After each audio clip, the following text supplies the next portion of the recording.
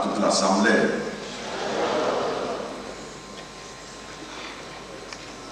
Je remercie Son Excellence, Monsieur le ministre d'État, ministre de la Justice et garde des Sceaux, de m'avoir associé à ce grand débat qui se déroule dans le cadre des États généraux de la justice. Pourquoi la justice congolaise est-elle qualifiée de malade? Quelle thérapie face à cette maladie? Mes remerciements vont également au comité pédagogique qui m'a confié le son argumentaire pour dire quelques mots. Une partie de ce que je devais dire a été attaquée par mes prédécesseurs, notamment le directeur Willy, qui nous a parlé des causes de la prolifération. En parlant des causes, il a parlé des causes administratives, il a parlé des causes socio-économiques, et puis, moi je vais peut-être y ajouter des causes spirituelles. Parlant des causes spirituelles, je vois là qu'il y a le moment, le maître de la moisson qui appelle ses ouvriers, et en les appelant, il leur confie une mission, et par rapport à ces missions, ça peut faire qu'une mission se différencie à une autre, ça peut causer la scission, mais parfois qui est mal gérée à cause des conflits qui naissent dans les cœurs des uns et des autres, les conflits de leadership et les conflits d'intérêt. Parlant également des causes spirituelles, nous disons l'interprétation des Écritures qui relève, comme a dit un de mes prédécesseurs, je pense Monseigneur Cholet, qui a milité pour la formation, en disant qu'il est nécessaire que chacun de nous puisse apprendre le métier auquel il est appelé de manière à l'exercer dans les normes et la déontologie du métier. Parce que nous parlons de la prolifération, puis-je ouvrir une parenthèse en disant, en République démocratique du Congo, nous avions, vers les années 2006, à peu près 200 partis politiques, mais en 2023, il y en a eu 900 partis politiques ou plus. Et quand nous allons un peu plus loin, dans le secteur de la société civile, les associations et consorts, vers les années 2000, il y en avait quelques. Aujourd'hui, c'est des centaines de milliers des associations qui existent. Cette parenthèse, je l'ai ouverte juste pour dire que la prolifération n'attaque pas seulement les églises, la prolifération est dans les autres domaines de la vie sociale. Ayant parlé de causes, puis-je faire une mention sur l'agent public ou les responsables chargés de l'application de la loi, dans la mesure où il pose les actes conformément à la loi, c'est bon. Mais quand il va en violation de la loi dont il est engagé de pouvoir faire respecter, ça pose problème et c'est aussi une cause de la prolifération. Puis, en parlant, dire que la prolifération, non seulement à cause de l'agent public, mais aussi à cause de la personne qui sollicite les services. Cette personne peut être une servante de Dieu, un serviteur de Dieu, qui vient auprès de l'agent de l'État, et alors, dans des communes compliquées, on se retrouve que la loi n'a pas été respectée et ça contribue à la prolifération.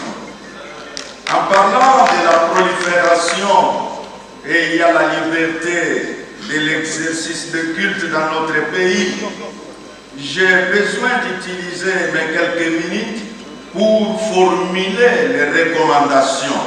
Parce que c'est de cela dont tous nous avons besoin afin que nous voyions que ces États généraux, quand j'entendais le ministre d'État et le ministre de la Justice et garde des Sceaux Son Excellence Constant Moutamba parlait, je me disais que chacun de nous, c'est-à-dire non seulement ceux-là qui sont là pour dire la loi, nous voyons les juges et les magistrats, mais chacun de nous, toute la population, dans ces différentes catégories, nous sommes appelés à nous approprier de ces états généraux et de dire, oui, la justice en tant que colonne vertébrale de toute une nation, si chacun met de ce qu'il peut à l'édifice, ça va apporter amélioration.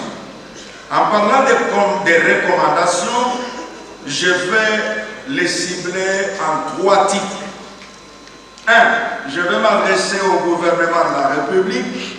Nous avons entendu qu'une des causes de prolifération, c'est le manque d'emploi. Que quelqu'un ayant vécu le chômage, et il trouve que parfois, regrouper quelques personnes et puis recevoir l'offrande, ça devient un travail, alors ça pose problème.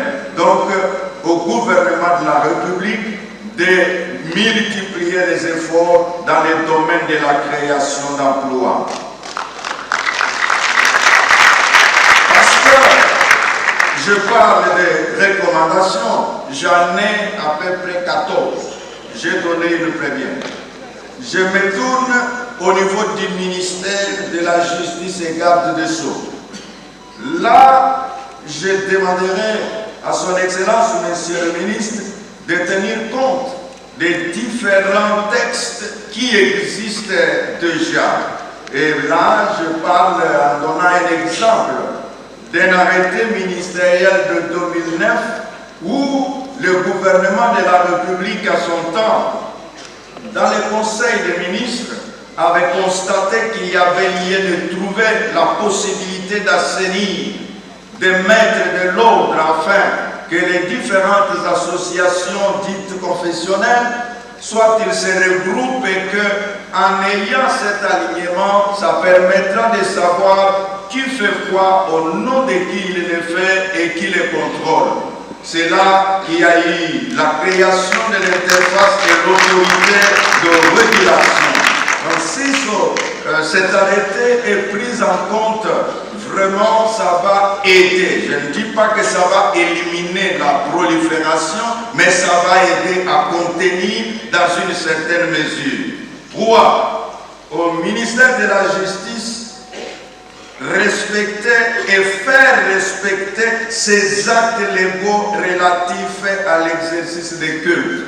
Pourquoi je dis respecter et faire respecter? C'est pour que chacun des agents commis, là je félicite son Excellence, Monsieur le Ministre, d'avoir aidé. Parce que dans nos communes, on trouvait les églises qui ont comme ministère de tutelle le ministère de la Justice, se retrouver à avoir affaire à DECO, qui est un service de développement communautaire et consorts, et ça présentait beaucoup de confusion.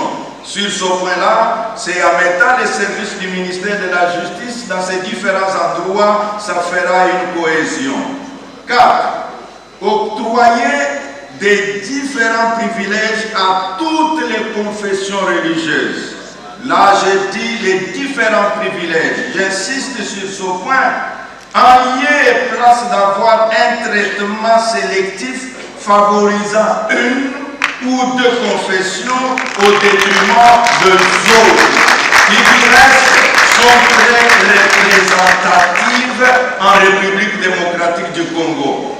Et nous devons établir aussi la différence entre les églises que nous appelons églises missionnaires et les églises qui sont bâties, fondées par les fils de ce pays. C'est là, ils font ce travail parfois très appréciable, mais parce que dans toutes les bergeries, il ne manque pas de brebis galeuses, automatiquement on met tout le monde dans le même sac, mais il y a les gens qui font un travail appréciable. Cela parce qu'il faut un traitement équitable. Si même il y a moyen de réviser certains accords avec certaines confessions religieuses qui privilégient les uns au détriment des autres, en tout cas notre voix sera entendue. 5. Mettre en place un comité permanent de suivi des mises en œuvre et d'évaluation des actes de gestion. 6. Redynamiser ou actualiser le protocole d'accord de partenariat qui existe entre le ministère de la Justice et garde des Sceaux avec l'Église de Réveil du Congo qui est l'interface de mouvements charismatiques et autres en République démocratique du Congo. 7. La révision de la loi 004 s'avère indispensable car la vie sociétaire et la situation que présentent les églises évangéliques obligent de repenser un encadrement juridique adapté. 8. Sanctionner positivement ou négativement son personnel chargé de faire appliquer la loi. Quand un fonctionnaire n'a pas fait ce qu'on attend de lui, qu'il soit sanctionné. Si un fonctionnaire fait ce qui est bien à longueur des années, qu'on puisse aussi les sanctionner positivement, soit en lui donnant une promotion, soit en lui accordant une prime. Comment faire connaître et respecter les réglementations d'implantation d'églises et organisations de culte? C'est la 9e recommandation. Doter les confessions religieuses des outils juridiques de régulation et de sanctions en cas de non-respect des règles, en encourageant l'alignement au sein des confessions reconnues par le protocole d'État. 10. Créer une agence intracommunautaire d'identification et d'octroi des permis d'exercice ministériel, qui sera un organe de gestion mixte, c'est-à-dire ministère de tutelle et la confession religieuse. La création de cette agence aura pour conséquence l'honorabilité de ministres de culte, la diminution des ministres de culte autoproclamés, la dotation au ministère de la Justice d'un répertoire de tous les ministres de culte opérant sur le territoire national. 11. Prévoir un mécanisme organisant des formations, renforcement des capacités sur la réglementation du secteur par les experts du ministère d'une part et la déontologie par les experts de confessions religieuses d'autre part. Ceci avant l'octroi du permis d'exercice ministériel qui sera considéré comme un numéro d'identification nationale pour le ministre d'occulte. 12. Limiter le nombre des églises par avenue, ce que nous appelons la distanciation. Et c'est là ma proposition. Au lieu de 100 mètres comme c'était écrit avant, au lieu de 500 mètres comme disait son Excellence Monsieur le Ministre, moi je propose 200 mètres entre les deux églises. Cette mesure sera applicable aux églises nouvelles, car les anciennes ayant déjà des structures établies et peuvent être dispensées. 13. Contrôle permanent des églises par l'État congolais en collaboration avec les confessions religieuses. Aux confessions religieuses, que les confessions religieuses s'engagent avec leurs fidèles dans la lutte contre la pauvreté et les antivaleurs. 15. Les confessions religieuses doivent apprendre à tous les opérateurs l'utilité de l'observance des lois du pays. Que les responsables comprennent que l'Église, en tant qu'association, est apolitique. La liberté des religions a comme soubassement la loi, sans laquelle l'arbitraire serait érigé en mode de gestion. Une collaboration entre le ministère de la Justice et garde des Sceaux et les confessions religieuses en général, et là je peux dire aussi en particulier avec l'Église du Réveil du Congo, permettra d'éliminer les excès et combattre la prolifération. Que Dieu bénisse la République démocratique du Congo.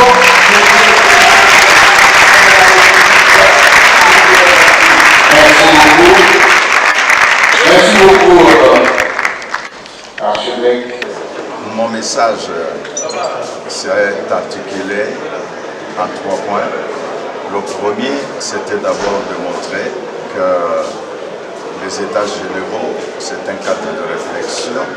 Et nous, notre rapport, c'est de montrer d'abord la différence entre les confessions religieuses et les communautés religieuses. Et dans cette différence, nous avons montré également que nous parlons de la justice. Il y a des textes légaux qui ne sont plus adaptés, notamment la loi 004. Et nous avons montré même qu'il y a certains éléments dans la Constitution qui nécessitent qu'on puisse revoir ça, vu le contexte actuel de ce qui régisse notre régime religieux. Et au-delà, nous avons dit, par rapport à l'Église, nous sommes une plaque de confession religieuse et que partant de là, nous représentons une grande frange de la population. Nous avons tout ce qu'il faut pour montrer que nous assistons le gouvernement, que nous sommes les partenaires crédibles et que le partenaire qui est le gouvernement ne peut pas avoir un traitement sélectif privilégiant certaines confessions au détriment des autres. Nous avons également expliqué qu'en fonction de nos lois, en fonction de ce qui existe, qu'on puisse refaire les choses, notamment la distanciation. Nous avons donné notre avis, sur la possibilité que quand il y aura les permis de culte ou les permis d'exercice ministériel, comment est-ce qu'on pouvait les faire. Et nous disons, au-delà de toute chose, merci au ministre de l'État en charge de la justice et garde des Sceaux, l'excellence Constant Moutamba, qui a organisé ces États généraux et qui a associé les différentes couches de la société. Vraiment, que Dieu le bénisse et que par lui, que Dieu bénisse la République démocratique du Congo. Et nous ne pouvons pas manquer de dire que la cause spirituelle puisse prévaloir. Merci.